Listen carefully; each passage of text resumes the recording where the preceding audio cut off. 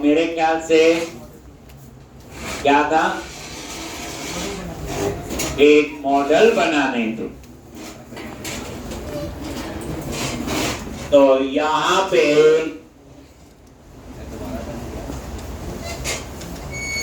Models पे गए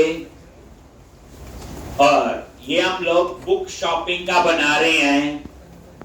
इसमें हम लोग एक दो मॉडल बनाए, एक बिग बुक शॉपिंग का बना रहे हैं हम लोग, और इसमें हम लोग अभी एक कैटेगरी मॉडल बनाएंगे और एक कवर टाइप। एक कैटेगरी और एक कवर टाइप।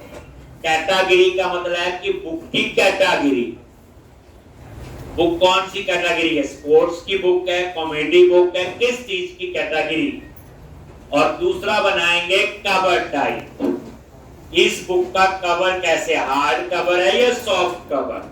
हार्ड कवर है तो ज्यादा पैसे होंगे, सॉफ्ट कवर है तो कम पैसे होंगे, ऐसे होगा। तो अब आप आ जाओ मॉडल पे। मॉडल वाले प्रोजेक्ट पे राइट क्लिक करो, ऐड क्लास। देखो अब सारे मॉडल यही बनेंगे और इसका नेम दे दिया कैटेगरी। मॉडल प्रोजेक्ट पे गए और ये देखो ये आ गया कैटेगरी डॉट CS। और यहां पे ये देखो इंटरनल आ रहा है, इसको क्या कर दो, पब्लिक। अब इंटरनल और पब्लिक में क्या फर्क है? अगर मैं इसको इंटरनल रहने देता हूं तो जो ये कैटेगरी क्लास है वो इसी प्रोजेक्ट के अंदर एक्सेस होगी, इसी क्लास लाइब्रेरी के अंदर एक्सेस होगी। Outside the class library access नहीं होगी। लेकिन हमें तो एक्सेस करनी है किसी और प्रोजेक्ट में। तो इंटरनल मेंबर का स्कोप कितना होता है? With in the project, outside the project नहीं होता। इसलिए हम यहां क्या कर रहे हैं, इसको बोलो पब्लिक। ठीक,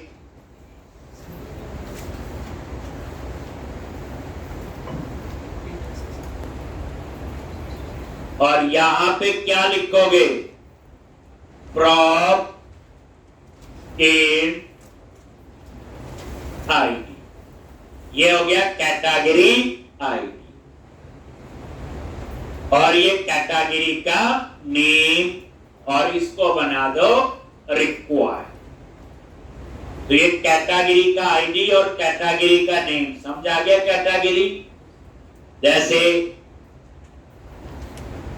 बुक्स की कैटेगरी है एक, हाँ जी ये स्पोर्ट्स की बुक है, ये उसकी कैटेगरी होगी। एक ये आपकी इंजीनियरिंग की है, उसकी कैटेगरी होगी। ये कॉमेडी बुक्स है, ये इसकी कैटेगरी होगी। ऐसे बुक की कैटेगरी। अब हम लोग एक और मॉडल बनाएंगे कवर टाइप। और ये जो कवर टाइप है, ठीक, इसमें हार्ड कवर या सॉफ्ट कवर।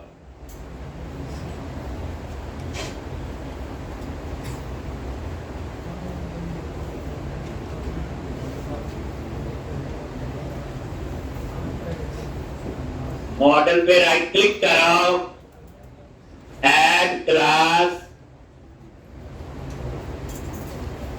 और यहां पे कवर टाइप। और ये कवर टाइप जो है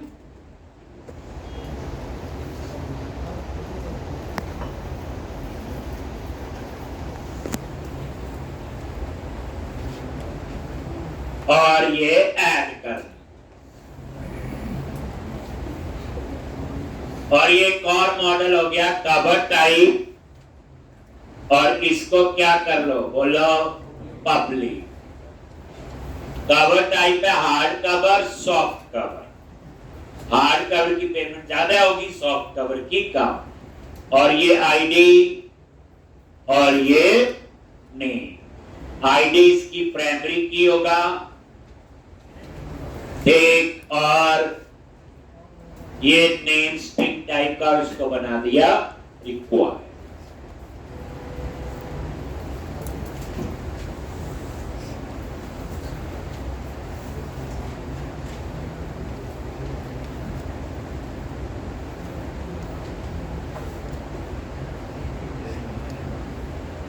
तो ये अभी 2 ही मॉडल बनाए, ऐसे पता नहीं 15 मॉडल बनने हैं कितने, वो बाद में, अभी 2 ही बनाए, कैटेगरी और कवर। मॉडल तभी बनेंगे अब हम डेटा में जाके एक एप्लीकेशन डीबी कॉन्टेक्स्ट में ऐड करेंगे, माइग्रेशन ऐड करेंगे और अपडेट डेटाबेस। तो ये कवर टाइप, तो ये 2 मॉडल है, कैटेगरी और, समझ आ गया, कैटेगरी मास्टर टेबल है, मास्टर टेबल ही है ना, कैटेगरी एक बार ऐड करेंगे, कवर टाइप एक बार, रोज थोड़ी नहीं होगी। तो ये क्या आपके मास्टर टेबल, जैसे department, designation, country, state, city, वो कहानी याद रखो। अब क्या करो, डेटा एक्सेस प्रोजेक्ट में जाओ और डेटा में, और यहां पे एप्लीकेशन डीबी कॉन्टेक्स्ट, ये देखो डेटा का सारा काम कहां करते हैं, डेटा एक्सेस, और यहां पे है एप्लीकेशन डीबी कॉन्टेक्स्ट, तो जो है वो तो ठीक है। अब बस यहां पे क्या लिखेंगे, प्रॉप डीबी सेट, और यहां पे क्या आएगा, कैटेगरी। अब ये कैटेगरी इसमें नहीं आ रहा है, कैटेगरी मॉडल कहां बनाया, मॉडल वाले प्रोजेक्ट पे। अब इसको एक्सेस करना है इस प्रोजेक्ट में, किसमें, डेटा। ठीक, तो ये नहीं आ रहा, ये देखो यहां कोई नेम स्पेस नहीं आया, और ये पैकेज को ऐड करने को कह रहा है। तो आपको क्या करना है, कल बताया था एक प्रोजेक्ट की चीज दूसरे में एक्सेस करनी है, तो ऐड प्रोजेक्ट रेफरेंस, जो कल किया था वो मेन प्रोजेक्ट में था, मतलब डाटा एक्सेस वाले में मॉडल एक्सेस करने हैं। तो डेटा एक्सेस वाले प्रोजेक्ट पे राइट क्लिक करो, ऐड प्रोजेक्ट रेफरेंस,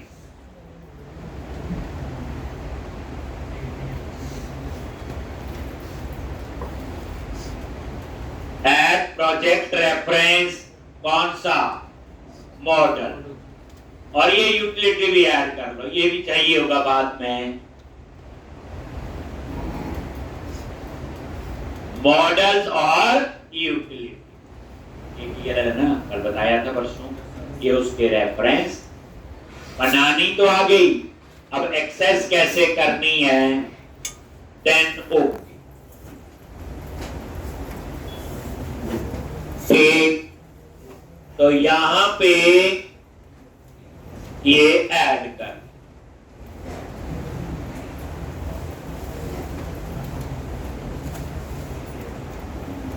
ठीक, और ये देखो ये कैटेगरी, अब इसका आप क्या ऐड कर लो, नेम्स, हो गया ठीक। और ये इसमें ऐड हो गई, डेटा एक्सेस पे डबल क्लिक किया, और यहां पे ये 2 प्रोजेक्ट रेफरेंस क्या हो गए, ये है।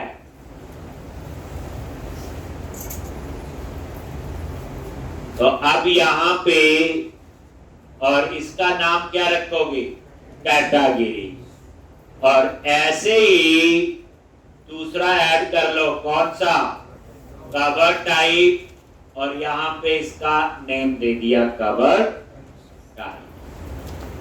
अभी 2 हैं, कल को 200 होंगे तो 200 हम यहां पे ऐड करें।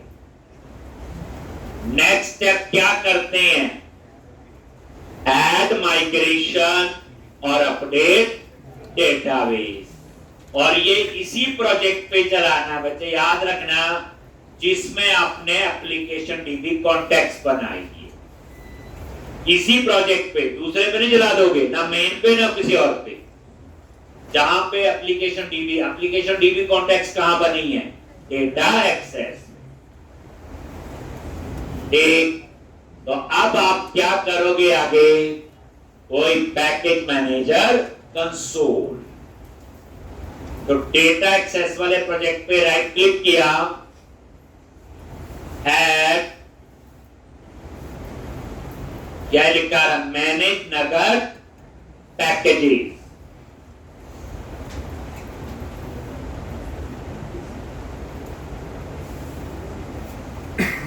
पैकेज मैनेजर कंसोल नहीं आ रहा है, आप ऐसे कर दो, टूल्स, नगद पैकेज मैनेजर और पैकेज मैनेजर कंसोल, इस पे आप क्लिक करो।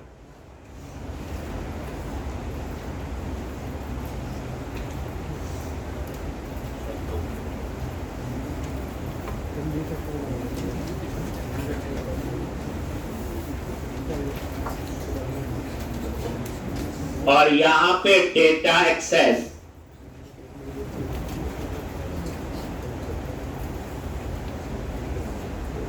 क्या प्रोजेक्ट है?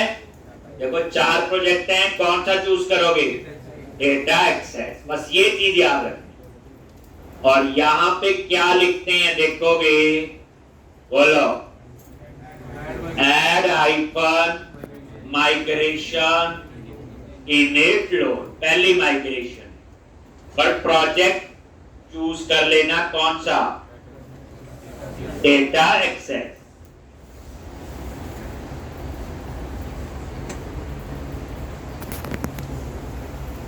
एक और ये एंटर प्रेस करो।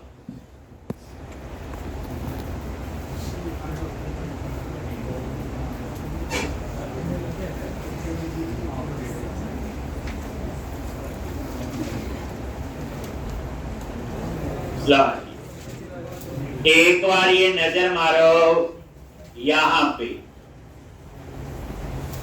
अब इसमें पहले ये देखो डेटा फोल्डर, यहां पे ये माइग्रेशन नाम से बनते हैं एक डेटा एक्सेस में, और ये वही इनिट लोड। अब ध्यान दोगे, ये 7 टेबल तो बनाएगा आइडेंटिटी फ्रेमवर्क के, और 2 टेबल बनाएगा कैटेगरी कवर टाइप हमारे। ये 7 टेबल जो है आइडेंटिटी फ्रेमवर्क खुद बनाता है।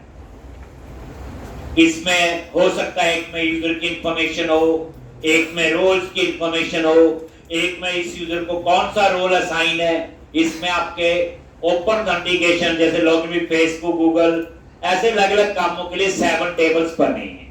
जब मैं यूज करवाऊंगा तब साथ के साथ टेबल का हमें पता होगा। इसलिए अभी जो है सिर्फ आप ये देख लो, create table ASP net role. एक इसी तरह से create table ASP net users, 2 table हो गए। देखो रोल्स में रोल्स होंगे, यूजर में यूजर, पर ज्यादा ध्यान नहीं देना। अभी सिंपल क्रिएट टेबल, ये हमारा ही है कैटेगरी, ये तो पता ही है, आईडी और नेम। इसी तरह से कवर टाइप, ये तो हमारा ये 2 कॉलम है, आईडी और नेम। इसी तरह से ये देखो एएसपी नेट रोल क्लेम्स, एक ये टेबल है, एएसपी नेट यूजर क्लेम्स, दूसरा table ASP net user login, और ASP net user roles, ASP net user token. बस टोटल ये 9 टेबल है, देख लो।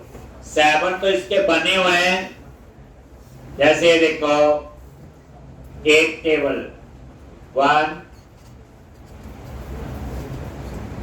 2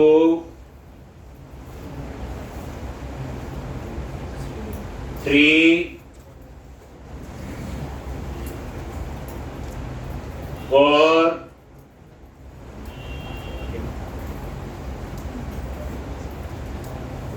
5 जहां जहां टेबल लिखा हो 5 6 ये हमारा टेबल है 7 ये भी हमारा है दो हमारे हो गए 7 और ये देखो 8 और ये 9 तो 7 टेबल हो गए आइडेंटिटी फ्रेमवर्क के साइड का तो बाद में सीखेंगे दो हमारे तो इसलिए हमने आइडेंटिटी फ्रेमवर्क यूज किया हुआ इसमें काफी स्ट्रक्चर बना हुआ सिक्योर है परफॉर्मेंस वाइज बेहतर है तो अब आपने इतना कर लिया अब आप नेक्स्ट कमांड क्या चलाओगे टूल्स में गए वही पैकेज मैनेजर कंसोल बट याद रखना प्रोजेक्ट सेलेक्ट होना चाहिए डेटा एक्सेस और कमांड आपकी होगी update hyphen data base build phase एक तो अपडेट हाइफन डेटाबेस तो इसके लिए आपको पैकेज इंस्टॉल करना है एक कौन सा पैकेज ध्यान से पहले नजर मारो डेटा एक्सेस वाले प्रोजेक्ट पे पैकेज कौन से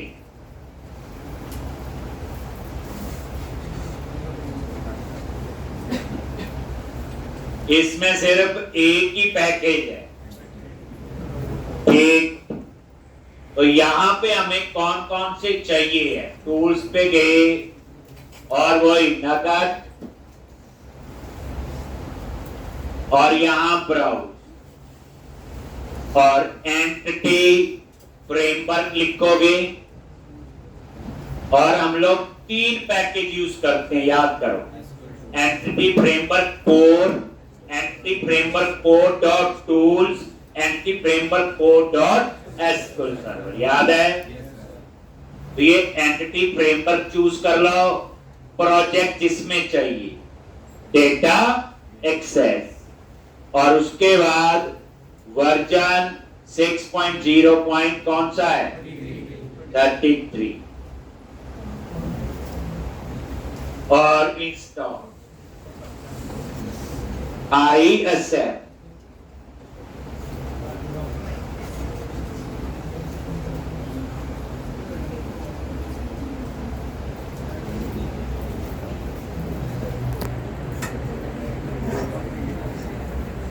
एक उसके बाद नीचे आ जाओ यहां पे होगा ये आ गया SQL server dot SQL server लिखा हुआ वही डाटा एक्सेस और यहां पे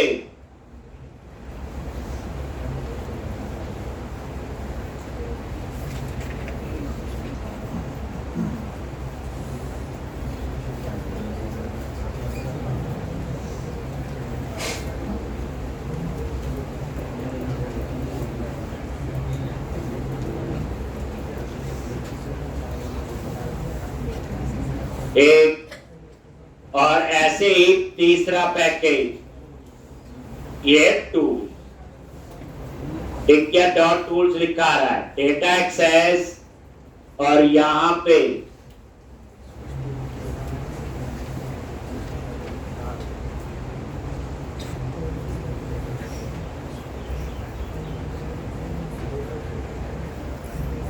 हो गया जी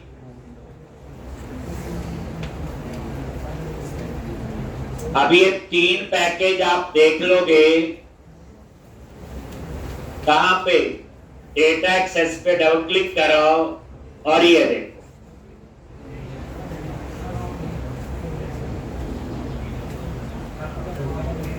पता है तीनों के नाम यूज किए थे Microsoft anti framework core anti framework core dot SQL server anti framework core dot अब हम वो कमांड लिख के देखते हैं चलती है कि नहीं और अगर नहीं चलेगी तो हो सकता है हमें इनके बीच में ऐड होगा आइडेंटिटी क्योंकि हम यूज कर रहे हैं इसके साथ आइडेंटिटी फ्रेमवर्क जैसे आप नजर मारो बच्चे तीनों ये मैंने करवाए थे जो बुक लिस्ट वाला प्रोजेक्ट था उसमें डाटाबेस के लिए 3 पैकेज चाहिए।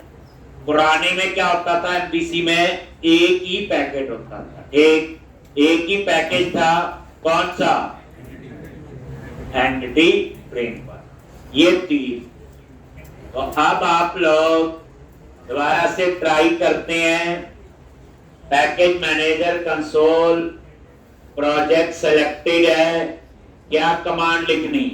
Update database, field succeeded. तो अब ये क्या करेगा? डाटाबेस भी बना देगा, 9 टेबल भी बना देगा। 7 आइडेंटिटी फ्रेमवर्क के 2 हमारे। अब ये 7 एक बार बन के बार बार थोड़ी बनेंगे, अब तो हम बाद में इनको यूज करेंगे। तो ये चल गया बच्चे। ये तीनों पैकेज के नाम आप अपने पास नोट डाउन कर। डेटा एक्सेस वाले पे करनी है बस। अब ये सारा क्लोज करो और ये काम आपका हो। अब देखना चाहते हो तो ये देखो, क्लिक ऑन व्यू। एक और तरीका देखो डाटाबेस, क्योंकि यहां सर्वर अलग किया था। Click on view, SQL server, object explorer. Click on view and click on SQL Server Object Explorer.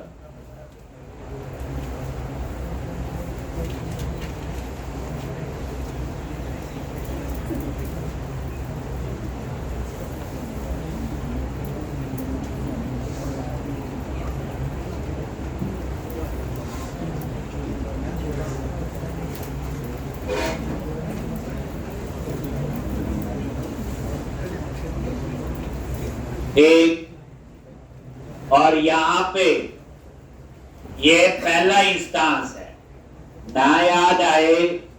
ये देखो डेटाबेस में गए और ये DBECOM 1147, ये देखो, और टेबल्स पे गए, ये देखो, और यहां पे कवर टाइप कैटेगरी, और उसके अलावा आपके ये बन गए कितने टेबल? 7। और ये नजर मारो कैसे पहुंचे, ये देखो। दोबारा से एक बार देख लो। Click on view, SQL server object explorer. एक ही बात है, सर्वर एक्सप्लोरर, और कुछ नहीं है। और ये पहला इंस्टांस है। इंस्टांस में ऐसा नहीं, ना पता चले ऐप setting.jsn में जाके देख लो, यही था ना, लोकल डील जैसे ही लिखा हुआ।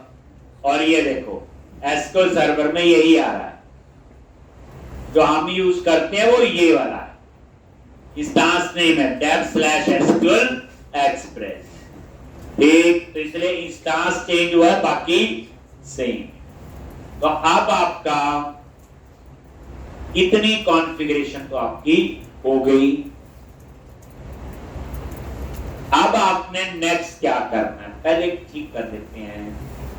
डेटा एक्सेस पे गए, ये माइग्रेशन फोल्डर में बाहर आ रहा है, इसको भी डाटा फोल्डर में डाल, ड्रैग ड्रॉप कर दिया, ओके, यस। इसका फायदा क्या है? और क्लीन हो गया, डेटा फोल्डर में ही माइग्रेशन रखी। और जब मैंने इसको ड्रैग ड्रॉप किया तो उसने पूछा कि इसके नेम स्पेस अपने आप ही सेट कर लें, मैंने यस किया, तो इसलिए उसने सारे ठीक कर लिए। ये माइग्रेशन फोल्डर था ना, बाहर था पहले, मैंने इसे डाटा फोल्डर में ही ड्रैग ड्रॉप करके कुछ। चलो आगे चले। अब आपने क्या करना? रिपोजिटरी बनानी है। क्या बनाएंगे? रिपोजिटरी। पहली बात है क्यों बनाना, ठीक, तो थोड़ा सा हम समझेंगे पहले बच्चे। देखो, सेव का कोड, अपडेट का कोड, डिलीट का कोड, डिस्प्ले का कोड, फाइंड का कोड, ये 5 चीजें तो पता है। अब ये 5 चीजें हर टेबल पे हमें करनी होती। अब जो टेबल होता है उसमें किसी में 2 कॉलम है, किसी में 4 भी होंगे, किसी में 100 भी होंगे। तो उस केस में हमें अलग अलग लिखना पड़ता। ठीक है, जैसे हम सेव के लिए इंसर्ट क्वेरी लिखते हैं या जो भी तरीका है, एक तो उतने कॉलम पास करने पड़ते, 2 2 10 है 10 है 50 है तो 50। तो मान लो एक टेबल के लिए सेव का काम भी करना पड़ेगा, अपडेट का भी, डिलीट का भी, फाइंड का भी, डिस्प्ले का भी करते आए हैं इतने दिन। अगर 100 टेबल हैं तो ये पांचों काम कितनी बार करने पड़ेंगे? 100 टाइम लिखना पड़ेगा ना 100 बार कोड, क्योंकि हर एक टेबल का अपना स्ट्रक्चर है, अपने कॉलम है। और अगर डाटाबेस में हुए 1 लाख टेबल तो सेम चीज कितनी बार लिखनी पड़ेगी? 1 बार। अब बोलोगे क्या कोई ऐसा तरीका है कि मैं एक सेव का कोड लिखूं, वही सेव का कोड जो है 1 लाख बार चले, अपडेट का कोड लिखूं एक और 1 लाख टेबल पे अपने आप अप्लाई, ऐसी डिलीट का, डिस्प्ले का और फाइंड हो गया थी। तो उसके लिए फिर हमें बनानी पड़ेगी रिपोजिटरी, और ये जो मैं आपको करवाऊंगा इनको हम कहते हैं जेनरिक रिपोजिटरी। जेनरिक रिपोजिटरी का मतलब क्या होता है? जेनरिक का मतलब पता है? जेनरिक चीज है, सबके साथ चलेगी, कॉमन है। जैसे आप देखो ना, सिंपल बात है कि जितने टेबल बने सेव का कोड सबके साथ है, तो उसके लिए हमें जेनरिक रिपोजिटरी बनानी पड़े। एक जैसे होता है ना, किसी छोटा एग्जांपल लें कि अकाउंट का पैकेज, अब वो अकाउंट वाला सॉफ्टवेयर आईटी कंपनी में भी चल जाता है, नॉन आईटी में भी चल जाता है, प्रोडक्शन में हर जगह चल जाता है। तो वो क्या हुआ? जेनरिक। अगर वो चीज स्पेसिफिक कंपनी बनाई हो तो वो हुई नॉन जेनरिक। तो नॉन जेनरिक तो हम करते आए। तो आज हम लोग सीखेंगे सबसे पहले जेनरिक रिपोजिटरी। ये असल में रीयूजेबिलिटी ये है, हम कहते हैं क्लासिक रीयूजेबिलिटी के लिए आंसर तो बिल्कुल ठीक है, लेकिन असल रीयूजेबिलिटी ये है। जैसे एक सेव बनाया, 1 लाख टेबल पे वो काम करे, 2 लाख टेबल पे काम करे, दैट इज रीयूजेबल। एक, ताकि बार बार मुझे सेम कोड ना लिखना पड़े, तो इसके लिए बनानी पड़ेगी रिपोजिटरी। तो डेटा एक्सेस वाले प्रोजेक्ट पे यहाँ प्रॉपर कोड की डिवीजन है। डेटा एक्सेस वाले प्रोजेक्ट पे राइट क्लिक किया, ऐड न्यू फोल्डर, और एक फोल्डर बनाया मैंने रिपोजिटरी। पहली बात, रिपोजिटरी कोई कीवर्ड नहीं है, पर अब पढ़ रहे हैं रिपोजिटरी तो यही नाम है।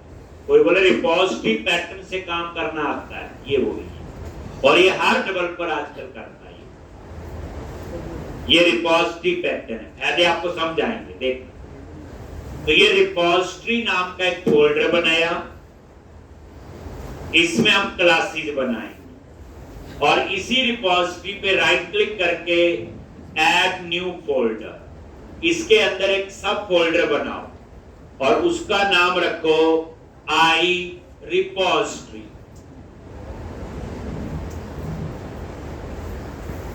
आई रिपोजिटरी,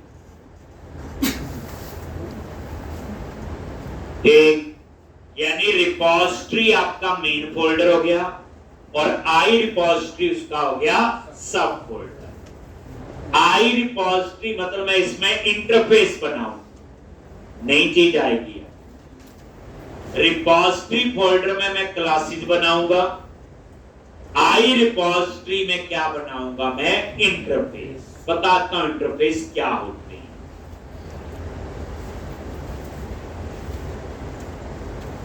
ये बच्चे एकदम नहीं समझा, पहले बता दूं। अब अगले 1-2 दिन जो है वो चीज एकदम नहीं समझाएगी, 35-40% तो आ जाएगा, बाकी समझ आएगा जब इसको इम्प्लीमेंट करेंगे। अभी तो हम बना रहे हैं रिपोजिटरी, जो मैं बताऊंगा वही समझ आएगी आपको, लेकिन जब इसे यूज करेंगे, इम्प्लीमेंट करेंगे तो असल कहानी आपको समझ आ जाएगी मैं क्यों बना। तो आई रिपोजिटरी फोल्डर पे राइट क्लिक करो, ऐड क्लास। आई रिपोजिटरी मैंने नाम रखा, मतलब इसमें मैं इंटरफेस ही बनाऊंगा, अभी बताऊंगा इंटरफेस क्या होती है। क्लास, और यहां चूज करो इंटरफेस, सेलेक्ट किया ऊपर इंटरफेस, और इसका नाम रखो आई रिपोजिटरी।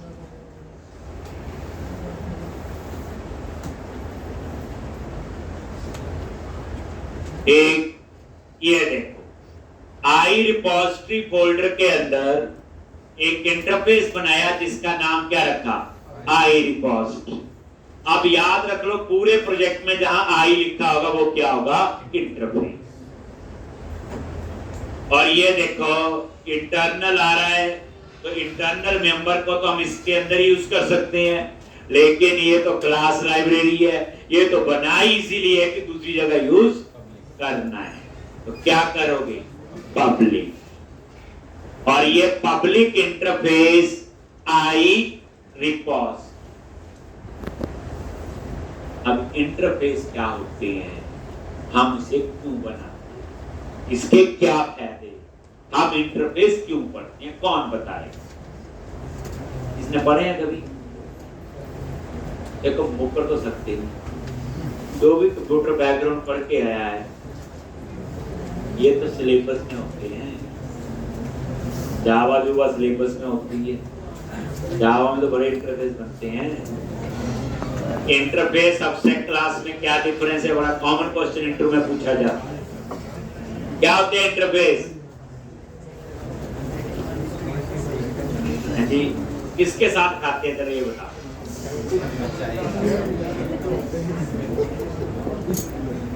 कहीं ने बोल दिया होगा ब्रेकफास्ट नहीं।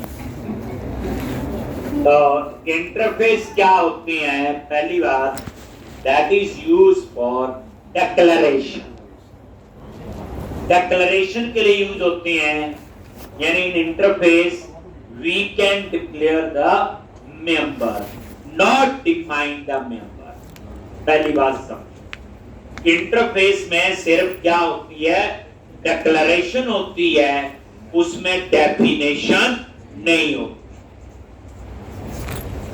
इसमें सिर्फ मेंबर डिक्लेयर होते हैं, इसमें मेंबर डिफाइन नहीं होते, याद रखो। जैसे क्लास है, हम तो वहां फंक्शन बना देते हैं, उसका कोड भी वहीं लिख देते हैं।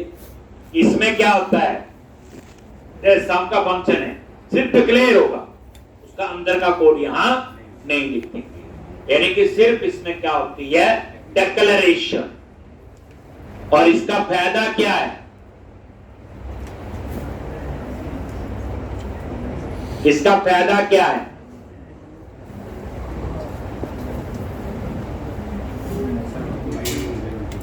देखो एक इंटरफेस बना लिया, उसमें 15 मेंबर डिक्लेयर कर दिए अलग अलग काम के लिए, जहां जरूरत होगी वहां मैं इस इंटरफेस को क्या करता जाऊंगा, इंप्लीमेंट, और उसके अंदर का कोड में चेंज कर दूंगा जो मुझे चाहिए हो।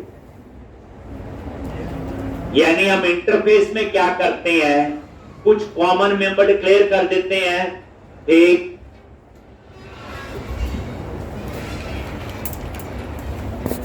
पब्लिक इंटरफेस आई रिपोजिटरी, ठीक,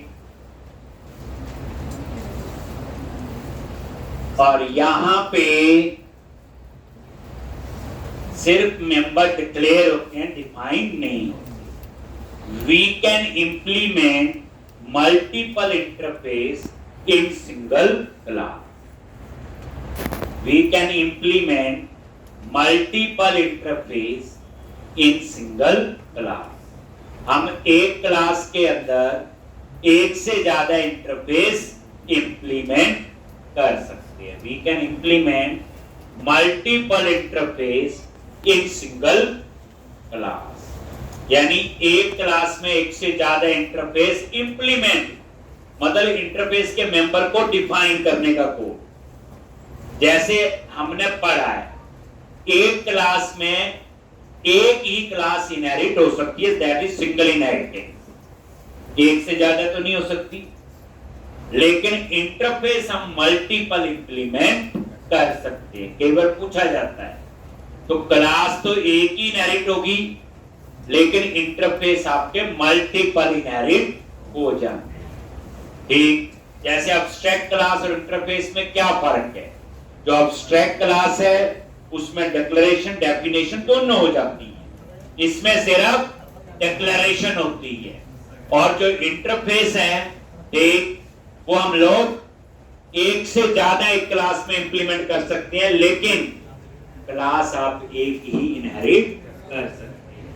तो हम क्या करते हैं इंटरफेस में कॉमन मेंबर डिक्लेयर कर लेते हैं, जहां में जरूरत होती वहां उसे हम लोग इंप्लीमेंट कर लेते हैं। जैसे तो अब यहां पे नजर मारो, आई रिपोजिटरी जो है ये इंटरफेस है।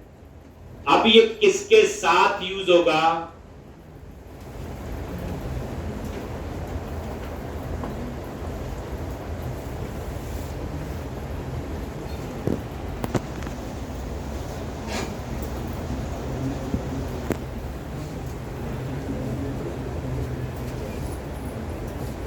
तो यहां पे हम बताएंगे किसके साथ, किस टेबल के साथ हमें नहीं पता।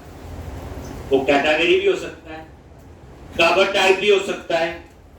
एक तो हम लोग यहां पे क्या बताएंगे? टाइप। अब ये मैंने टी लिख दिया और ये देखो टी क्या हो गया आपका, बोलो टाइप। और ये टी क्या होगी? क्लास। ध्यान से देखना, पहली बार यहां एक कंडीशन लगा रही है टी टाइप। ये टी कोई कीवर्ड नहीं है। आप F12 करते थे, कई बार टी टाइप लिखा होता था, ये वही सीखने जा रहे। इसका मतलब जैसे टी में लिखा कैटेगरी, तो ये आई रिपोजिटरी इंटरफेस यूज होगा किसके साथ? कैटेगरी के साथ।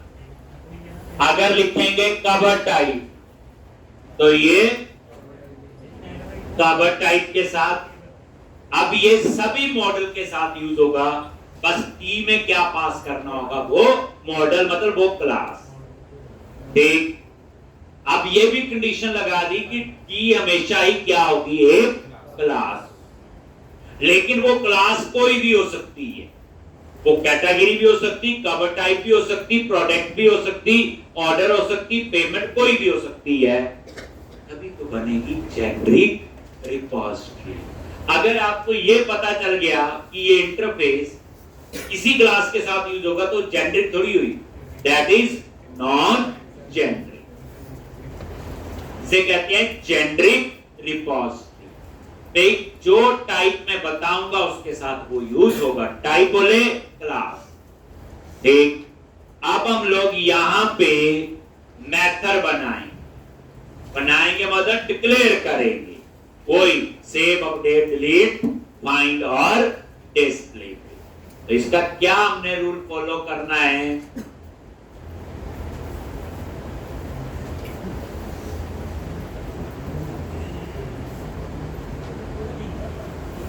तो यहां पे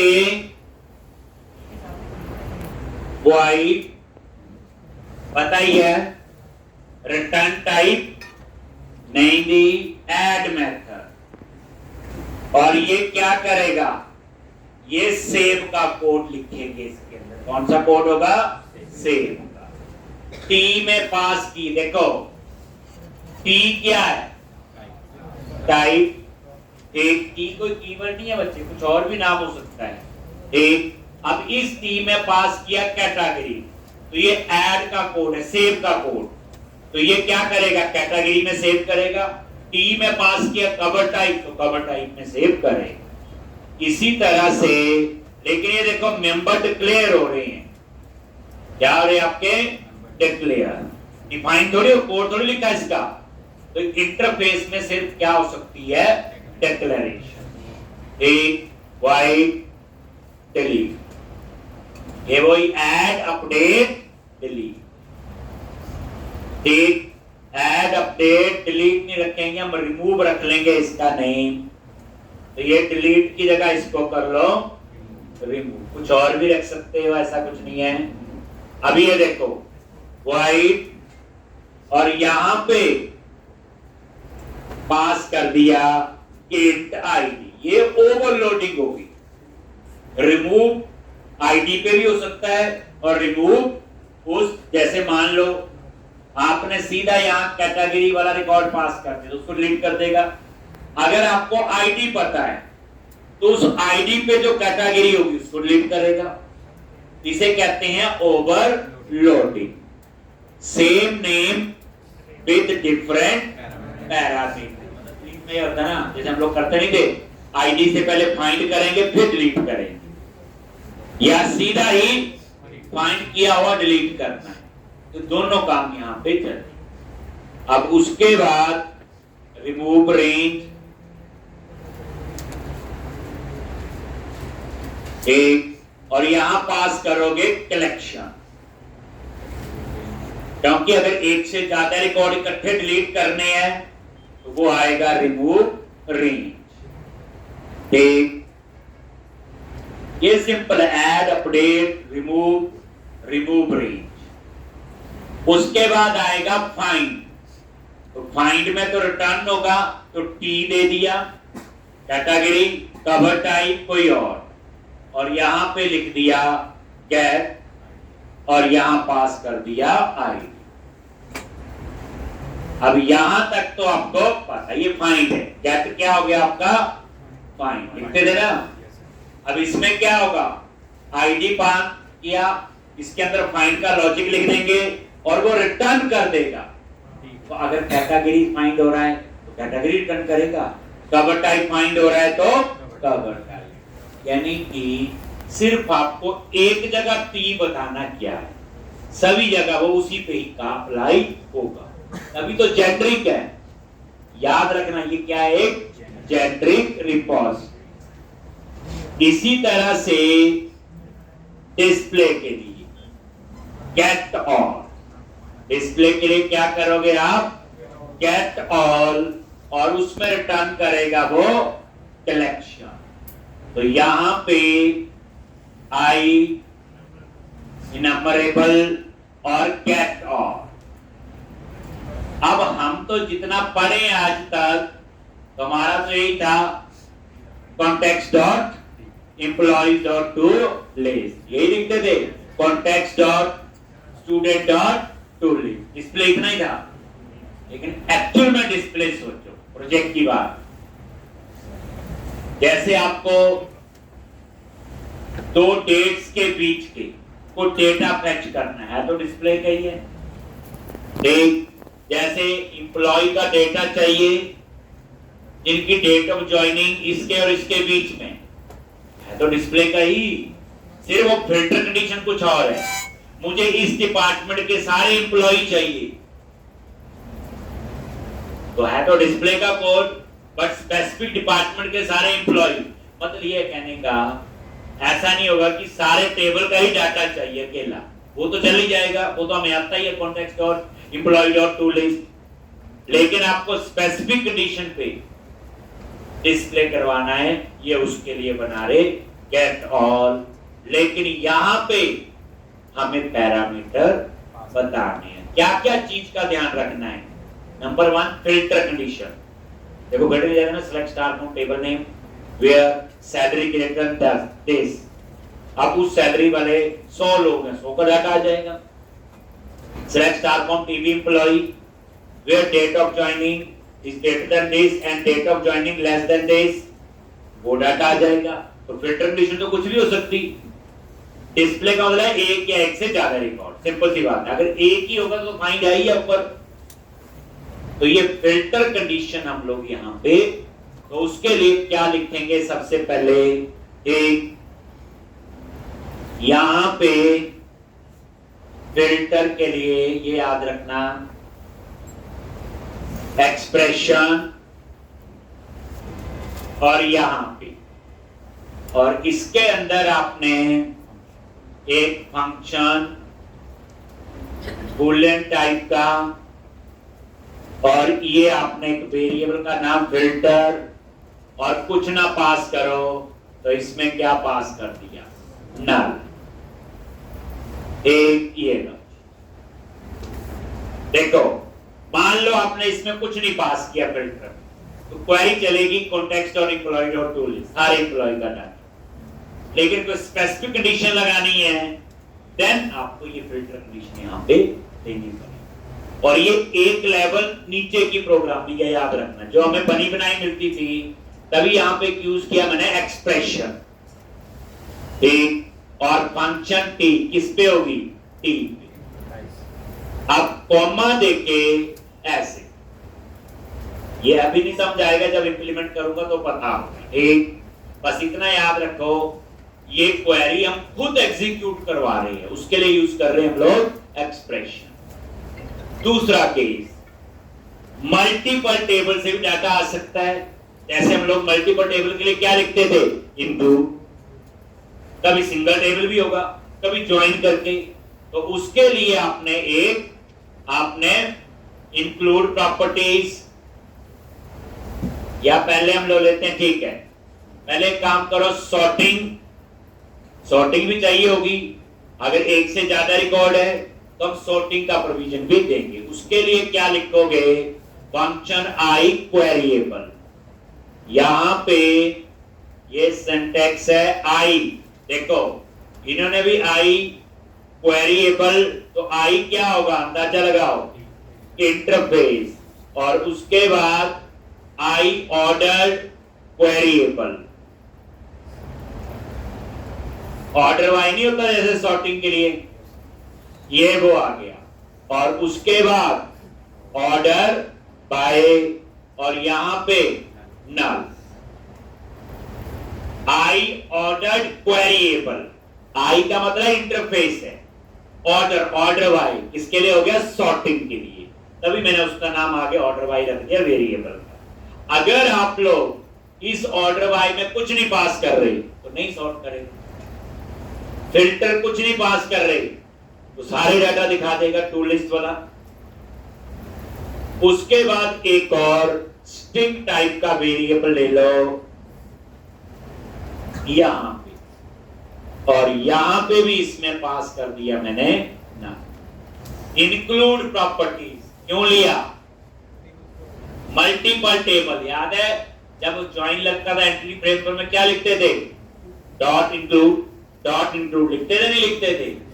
तो अगर आपके मल्टीपल टेबल है तो इंक्लूड प्रॉपर्टी होगा। जैसे छोटा एग्जांपल दे रहा हूं आपको, ये मैं कमेंट बना के वैसे ही, जैसे दो टेबल से डाटा आएगा, मैं ऐसे लिखूंगा कैटेगरी कॉमा कवर टाइप। दो टेबल है, तीन है तो कॉमा देके एक और टेबल आ जाएगा, मान लो प्रोडक्ट। चार टेबल है, जैसे जितनी बार हम इंक्लूड नहीं लिखते थे, तो इसमें क्या करेंगे? स्ट्रिंग टाइप का वेरिएबल ले लिया, और इसके अंदर जितने टेबल इंक्लूड करने उसके नाम लिख देंगे, कॉमे से स्प्लिट कर। ठीक, ये अभी नहीं पता चलेगा, फिर कह रहा हूं जब इन चीजों को कोड इंप्लीमेंट करें। तो ये हो गया आपका डिस्प्ले का। किसका कोड हो गया? डिस्प्ले का, जो आप लोग डिस्प्ले का कोड लिखते हैं।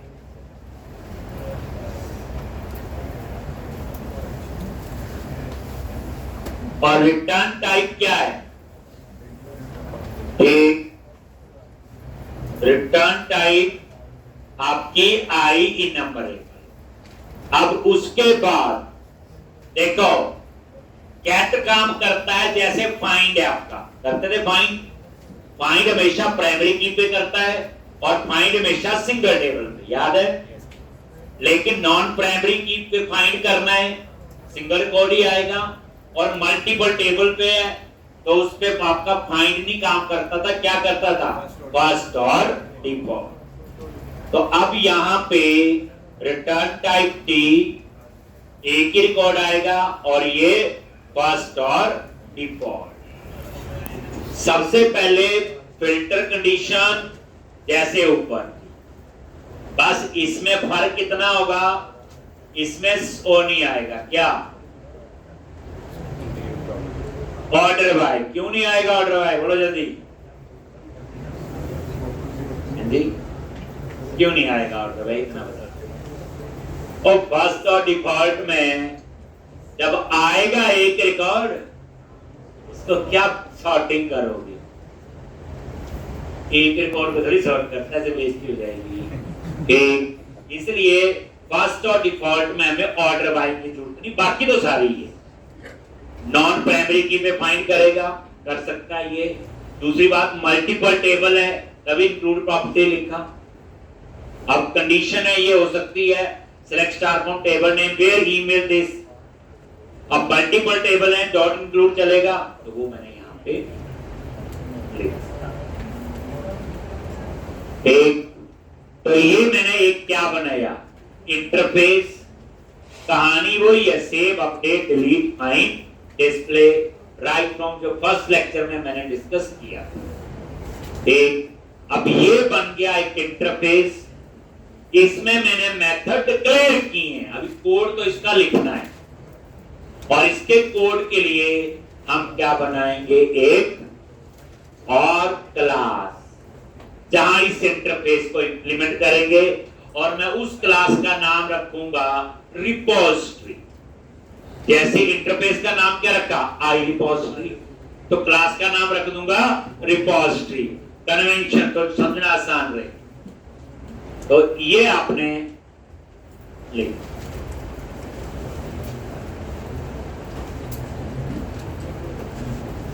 एक दो दिन थोड़ा सा लगेगा, फिर आसान हो जाएगा। एक 5-7 दिन है। अब यहां पे आप रिपोजिटरी फोल्डर पे आ जाओ।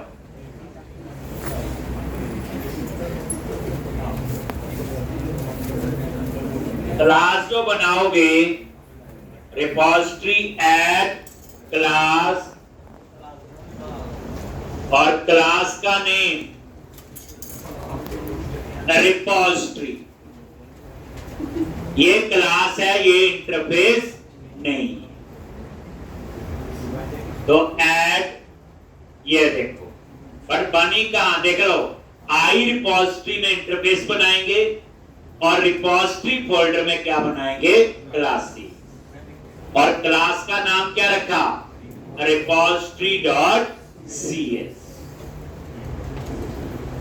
एक, और ये वो क्लास है, और यहां पे पब्लिक, और यहां पे ये रिपोजिटरी किसके साथ यूज होगी हमें नहीं पता। टी एक, और यहां पे क्या लिखोगे, वेयर टी क्या है, क्लास, और यहां पे इंटरफेस भी इंप्लीमेंट करोगे। इसको इंटरफेस भी इंप्लीमेंट करोगे, तो यहां पे पहले आप लिख लिया, ये आपका आ गया क्लास का नेम, और फिर आपका आ जाएगा, बोलो, आई रिपोजिटरी जो इंटरफेस, और ये टी, और उसके बाद ऐसे लिखना है, ये रिपोजिटरी क्लास का नेम, ये आई रिपोजिटरी जो मैंने अभी इंटरफेस बनाया है, कोड तो भी लिखना है, और टी पास किया। टी का खेल समझेंगे। टी क्या आपका, बोलो, टाइप, मॉडल है, क्लास है बेसिकली, ठीक। और इसके अंदर हम एक्चुअल में कोड लिखेंगे। तो यहां क्या लिखा, रिपोजिटरी मैंने क्लास बनाई, ये जेनेरिक रिपोजिटरी है, और यहां पे इंटरफेस को इंप्लीमेंट करना है, तो ये इंटरफेस का नाम है आई रिपोजिटरी। अब ये इंटरफेस किसके साथ यूज होगा, तो ये मैंने क्लास, अब मैं यहां कैटेगरी पास करूंगा तो कैटेगरी, कवर टाइम पास, लेकिन कंडीशन लगा दी टी हमेशा क्या होगी, तलाक। ठीक, तो बड़ा कुछ है। और मंडे आओ, मंडे को भी थोड़ी दुखी मन से जाओगे। एक फिर धीरे धीरे